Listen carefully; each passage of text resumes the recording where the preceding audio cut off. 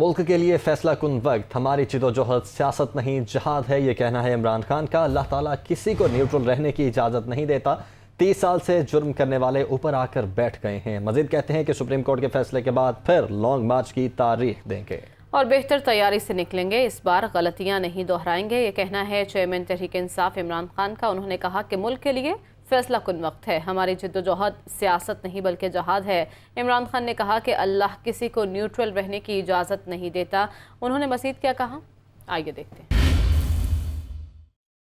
ملک کے لیے فیصلہ کن وقت ہے، ایک طرف تباہی کا راستہ ہے اور ایک طرف عظمت کا راستہ ہے۔ جب اس طرح کے دو راستے آ جاتے ہیں تو اللہ کسی کو یہ اجازت ہی نہیں دیتا کہ وہ کہے جی میں نیوٹرل ہوں۔ سارے پاکستان کے 30 سال پرانے جو جرم کر رہے تھے، مجرم تھے، وہ اوپر آ کے بیٹھ گئے ہیں۔ یہ جو آپ کی سٹرگل ہے، یہ پولیٹکس نہیں ہے، یہ جہاد ہے۔ جنرل ڈائر تو جو ایک غلام قوم کے اوپر وہ گولیاں چلا سکتا تھا یا ظلم کر سکتا تھا، اپنی لا انفورسمنٹ ایجنسیز اپنے لوگوں پہ ایسے ظلم نہیں کرتی۔ یہ رانا ثناء اللہ اور یہ جو شہباز شریف ہیں، جب انہوں نے دن دہاڑے ماڈل ٹاؤن میں 14 لوگوں کو قتل کیا تھا اور 80 لوگوں کو گولیاں لگی تھی، ان کو تب جیلوں میں جانا چاہیے تھا۔ انصاف آپ کو جہاد کر کے لینا پڑتا ہے۔ ہم ان لوگوں کو شکست دے گئے، پاکستان اوپر چلا جائے گا۔ لوگوں کو ڈرا رہے ہیں، دھمکا رہے ہیں۔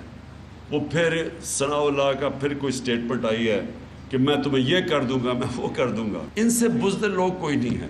یہ جب ان کے سامنے کوئی کھڑا ہو جاتے ہیں، یہ سارے بھاگ جاتے ہیں۔ ہم سپریم کورٹ سے پروٹیکشن چاہ رہے ہیں کہ کیا ہمارے پاکستانیوں کا فنڈامنٹل رائٹ ہے کہ پرامن احتجاج کریں۔